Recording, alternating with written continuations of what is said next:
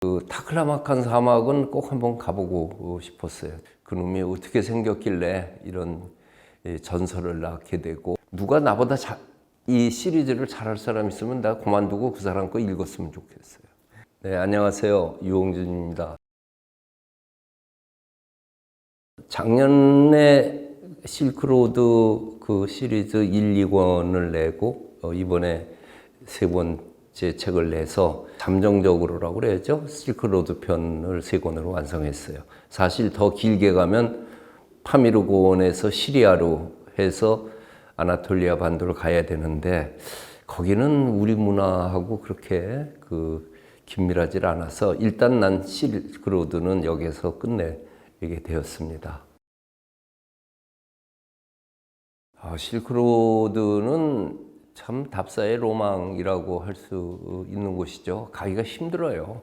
마음 먹는다고 해서 가지는 곳이 아닌데, 그래도 그 타클라마칸 사막은 꼭 한번 가보고 싶었어요. 도대체 그놈이 어떻게 생겼길래 이런 전설을 낳게 되고 역사를 낳았나 하는 걸 보고 싶었는데, 상상했던 것보다도 훨씬 더 황량하고 험하고, 그 당시 낙타를 타고 몇 주일 몇 달을 걸려서 그걸 갔다고 하는 것이 역사적인 체감을 할 수 있어서 보람이 있었어요.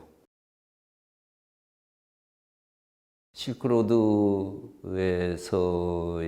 그 문화유산은 실크로드라는 것보다는 실크로드 상에 있는 오아시스 도시들의 유적이라는 개념으로 볼 때 정확할 것 같아요.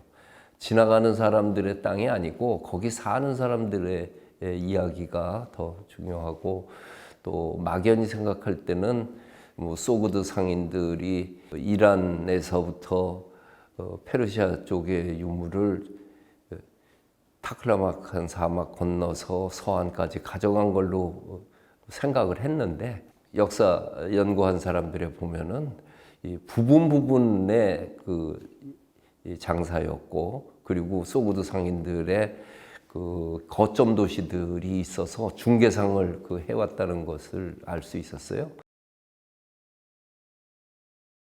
지역으로서보다는 문화의 내용으로서 연관이 상당히 많죠. 이 소그드 상인들을 통해서 호상들을 통해 가지고 당나라로 해가지고 그것이 우리나라에 들어왔던 흔적이 고구려 고분벽화에도 있고, 고구려 때 호선무라고 하는 춤에도 있고, 우리 봉산 탈춤에 나오는 사자도 그렇고, 심지어는 처용도 그렇게 보는 게 있고, 황남동에서 나온 그 수염이 길게 달린 소그드 상인 조각상 나오고, 괴릉에 걸려 앞에 있는 호인상도 또 서역인이고, 무엇보다도 당시 최치원이 신라 5기의 무용에 대해 가지고 읊은 시를 보면 속독이라고 하는 거, 뭐 사막을 건너와서 먼지를 뒤집어 써서 그러냐 하면서 사자 얘기하는 거가, 그게 실크로드의 얘기란 말이에요. 문화 얘기할 때 중국과의 관계만 생각했지, 그 너머 실크로드 상에 있었던 거에 생각이 적었던 거가 지금 현장에 가서 보면은 우리 역사의 폭이 더 넓어지는 것을 느끼게 되겠죠. 실크로드와 관계돼 가지고서는 국립중앙박물관 3층 그 세계문화관에 중앙아시아실이 있어요.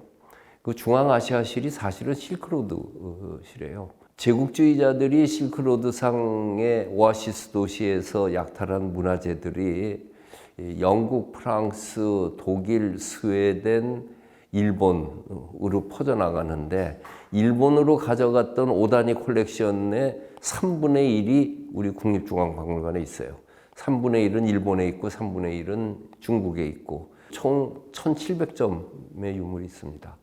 투르판, 누란, 쿠차, 호탄, 각 지역에서 이 오다니 탐험대는 스벤 헤딘이나 오렐시타인처럼 그 발굴단을 끌고 다니면서 파헤친 게 아니고, 낙엽 줍듯이 이삭 줍듯이 돌아다녔어요. 그리고 각 지역에는 유물 사냥꾼이라고 해가지고 도굴꾼이지, 외국 사람이 오면 팔아먹기 위해 가지고서 그 도구를 해놓은 것들이 있는데 그것들을 사가지고 온 것이 그게 우리 국립중앙박물관에 있고 세계적인 중앙아시아 실크로드 유물 콜렉션 중에서 우리나라도 5지 안에 들어가는 곳입니다.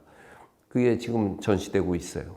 그러니까 우리가 식민지 피해를 받아서 문화재가 많이 약탈됐다고 하는데 우리가 오히려 약탈된 문화재를 또 갖고 있는 그 모순된 그런 그 소유 현황을 갖고 있는데 이것이 갖고 있는 정당성이라든지 또는 뭐 반환해야 한다든지 이런 문제는 굉장히 복잡한 문제인데 그런 문제가 있기 전에 우리 국민들이 그런 게 우리한테 있다는 것을 알고 그리고 세계사적인 시각 속에서 그걸 인식하고 또 즐겼으면은 하는 것이 이 선진국 문화다운 국민의 자세라고 생각합니다. 책을 써놓고 지금 그 독자들에게 적극적으로 권하고 싶은 거는 내 책을 읽는 것도 읽는 거지만 유튜브 상에 있는 실크로드 다큐멘터리들을 좀 더 보시면은 실감이 나지 않을까. 근데 이제 유튜브 상에 있는 거는 풍광과 모습 중심이고 그 컨텐츠에 대한 설명이 조금 소략하니까 내 책으로 보완을 해서 보시면은 그러니까 제 책을 읽은 다음에는 유튜브로 그 지역을 찾아보면은 참 좋겠다 하는 그런 생각이 들어요. 그것은 제가 글로 다 설명하지 못한 부분에 대한 보완이 되고 또 독자들이 실크로드가 어떻게 생겼는가를 정확하게 이해하는 방법이라고 생각됩니다. 기행문이 아니고 답사기 때문이라는 그 평이 있어요. 똑같은 대상이라도 기행문은 글 쓰는 사람의 감정과 느낌, 복원, 인상을 중심으로 이야기하는데 내 책은 답사기이기 때문에 그 지역에 여행하는 그 지역 자체의 문화 내용을 중심으로 하니까 권수가 바뀌면 장소가 바뀌잖아요. 그래서 계속 쓸 이유가 있는 거가 됐죠. 누가 나보다 이 시리즈를 잘할 사람 있으면 나 그만두고 그 사람 거 읽었으면 좋겠어요. 이제 다음은 무엇보다도 중국 본래는 5대 고도라고 그랬는데 지금은 8대 고도라고 얘기하거든요.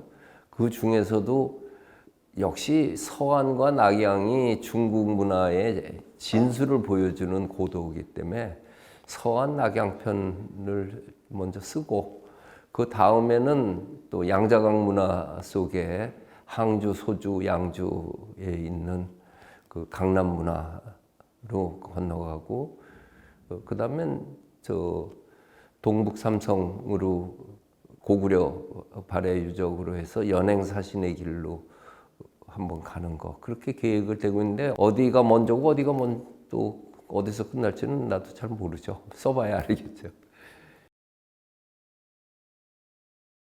독자들의 입장 속에서는 책을 읽고 난 다음에 가본다든지 가본 곳을 읽는다는 그 재미가 있었을 텐데 그게 조금 안타깝기는 해요. 하지만 갈 수 없을 적에 또 독서가 갖는 힘이 있어요. 60년대에 그 김찬삼의 세계여행이라는 책은 그게 엄청난 폭발적인 인기를 가졌던 게 여권도 안 나오는 시절이었거든요. 그러니까 가볼 수 없는 곳이기 때문에 그 책이 그렇게 재밌었던 거예요. 그리움이 있었죠. 이 코로나도 언젠가는 갈 거니까 그런 생각을 하면서 여행의 그 책을 읽으면은 뭐 공부가 아니고 재밌을 거라고 그래요. 돈이 있고 시간이 있으면 할 수 있는 게 여행이에요. 둘 중에 하나가 없어서 못 하는 거지. 그리고 가장 즐겁고 나이가 내 나이 되니까 이 병상에 있는 분들을 많이 가게 되는데 문병 가면 가서 일어나지 못하고 침대에 누워 있고 정신이 있는 상태에서 책은 읽을 수 없고 눈 감으면 무슨 생각하냐고 그랬더니 좋았을 때를 생각하는데 대개 여행했을 때가 제일 그 추억에 남는다고 그러네요. 이게 여행이 갖고 있는 임팩트가 그렇게 큰가 봐요. 많이 읽어주시면은 그 다음 책 열심히 쓰겠습니다.